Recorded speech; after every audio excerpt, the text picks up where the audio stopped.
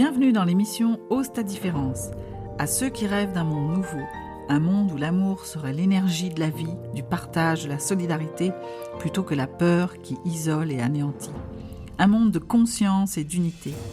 Je suis Catherine Tournedouet, coach booster d'énergie, guide des traversées qui vous aide à devenir pour exister. Avec ce podcast, je vous donne rendez-vous tous les lundis matins pour vous offrir un espace d'inspiration avec des clés, des réflexions, des témoignages. Il est temps de bouger, le monde t'attend. Ose ta différence pour faire la différence. À tout de suite.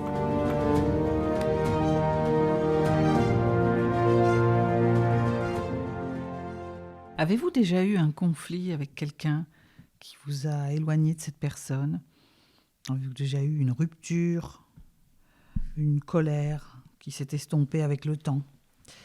Vous êtes-vous déjà flagellé parce que vous avez eu peur de faire quelque chose ou vous n'avez pas osé?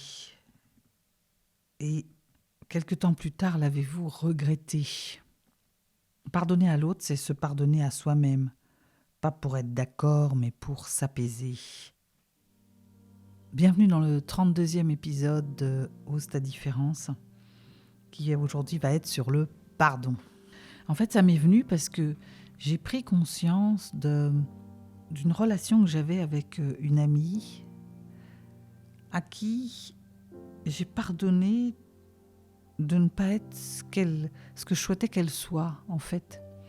Cette amie, j'avais souvent de la grogne parce que j'arrivais pas à la voir comme j'avais envie. Je trouvais qu'elle était toujours partie et qu'elle ne me consacrait pas assez de temps. Et plus d'une fois, j'ai pris de la distance pour arrêter d'avoir mal déjà. Et puis, j'ai même failli partir en me disant « mais ça ne correspond pas à ce que je pense de l'amitié ». Voilà, j'étais dans la loi du tout ou rien. Et un jour, j'ai regardé ça autrement et je me suis rendu compte que peut-être il y avait quelque chose que je ne me pardonnais pas à moi-même. Peut-être de ne pas m'accorder assez de temps à moi. Alors du coup, j'essayais d'en obtenir de cette amie. Et du coup, je ne voyais que le fait qu'elle n'était pas là. C'est toujours cette histoire de miroir et de ce que je reproche à l'autre, qu'est-ce que ça vient dire de moi. Et du coup, je lui ai pardonné d'être ce qu'elle était. Et du coup, je me suis pardonnée. Et aujourd'hui, on est dans des relations où j'accueille son mode de vie et je profite de chaque instant de disponible, et voire même ayant apaisé tout grognement et toute colère, je peux même aussi des fois lui proposer des choses et lui demander du temps. Et avec beaucoup d'amour, ça fait que c'est même elle maintenant qui me propose du temps, qui est beaucoup plus finalement en force de proposition. Pardonner, ce n'est pas oublier. Pour pardonner, nous devons nous souvenir de ce qui s'est passé. Ce n'est pas nier non plus. Vous devez être lucide sur ce qui s'est passé et porter un regard objectif sur la situation. Il ne s'agit ni d'exagérer ni de minimiser. Souvent, quand on a quelque chose contre quelqu'un, on focus soit sur le degré de préjudice, en fait, de colère, on exagère en fait ce qu'a fait l'autre, soit on le minimise en disant bon, c'est pas grave, on prend de la distance, mais en fait en faisant ça, on nie la réalité. Pardonner, c'est pas non plus revenir à la situation antérieure. Ce qui est passé et nous avons besoin de faire le deuil de ce passé. Ça ne sera plus jamais comme avant, puisque c'était hier qu'il s'est passé quelque chose et que ça a changé notre présent. Notre présent qui sera différent, voire même peut-être mieux. Et pardonner, ce n'est pas un acte commandé, en fait, c'est un vrai acte volontaire. On décide de pardonner. Ça ne se fait pas tout seul et c'est un vrai mouvement à faire. Je voulais vous proposer 4 étapes que vous pouvez mettre en place quand vous avez décidé de pardonner à quelqu'un ou de vous pardonner. Premièrement, c'est cesser toute envie de vengeance, parce que souvent, quand on en veut à quelqu'un, qui nous a fait du mal, le réflexe premier peut être il verra, la prochaine fois je lui ferai pareil, je lui ferai la même chose, elle verra ou il verra ce que ça fait. Donc c'est vraiment cesser cette démarche-là pour prendre conscience de la propre blessure en fait. Qu'est-ce que ça vient chercher chez moi ? Qu'est-ce que ça vient frotter ? En quoi le fait que ces personnes, quand elle m'a fait du mal, elle a touché à quelle partie de moi ? Quelle histoire elle révèle de ce que j'ai vécu avant ? Quel souvenir ? Parce qu'on se rend compte que face à un même événement, 2 personnes vont réagir de façon différente. De la même façon, parfois, par rapport à la même action de l'autre en face, on va réagir complètement différemment selon si on est en forme, pas en forme, ou si on a réglé ses blessures ou pas. Donc c'est vraiment prendre conscience de la propre blessure et la partager avec l'autre. Parce que pardonner, c'est pas un truc qu'on fait dans un coin tout seul. C'est je vais voir l'autre et c'est un vrai acte de partage pour dire à un moment donné, on se pardonne, quoi. Deuxièmement, c'est accepter sa colère et son envie de se venger. Dans tout ressenti, la première chose à faire, c'est l'accueil et c'est laisser circuler. C'est pas de nier ou de mettre de côté parce que ça va aller se nicher plus ou moins consciemment à un autre endroit. C'est dans le corps, donc ça peut gangréner quelque part et faire ressortir une blessure ailleurs. Donc on laisse circuler, on accepte sa colère et son envie de se venger pour la lâcher finalement à un moment donné. Troisièmement, commencer à comprendre le raisonnement de l'autre pour trouver un sens aux blessures de l'autre.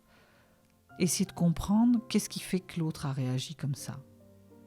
Quelle blessure, lui, il est en train de conscientiser, à quelle blessure il répond quand il réagit comme ça.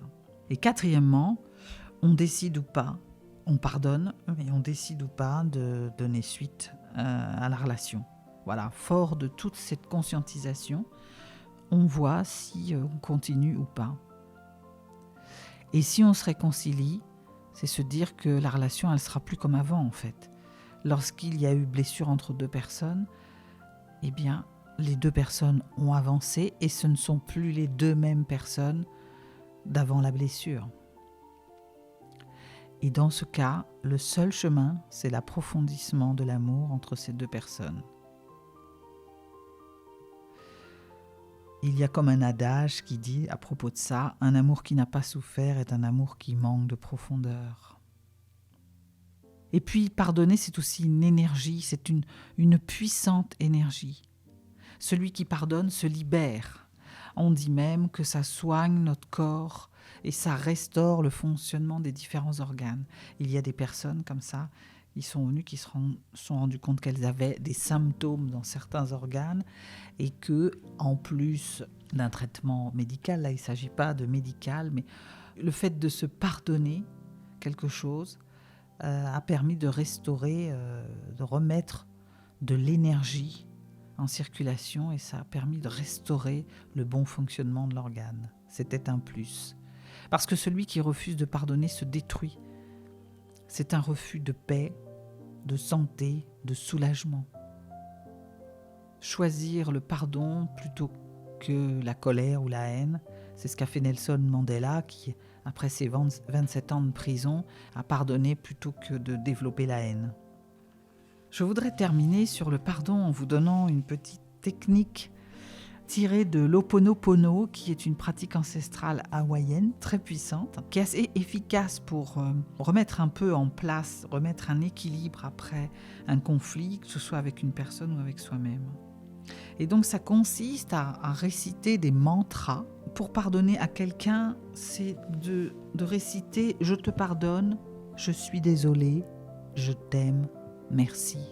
Je te pardonne ce que tu m'as fait, je suis désolé de ma réaction, je t'aime et reconnais que nous sommes liés et je te remercie de m'avoir montré un point que je peux maintenant améliorer dans ma vie. » Et si je dois me pardonner à moi, c'est je me pardonne, je m'aime.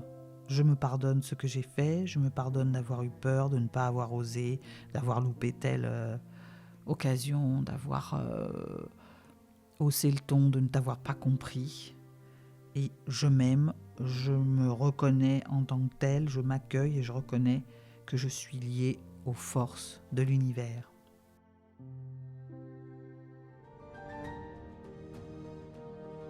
Alors vous, à qui allez-vous pardonner? Et si c'était à refaire, qui recontacteriez-vous pour rejouer la scène? Je vous souhaite une belle semaine et vous dis à très vite.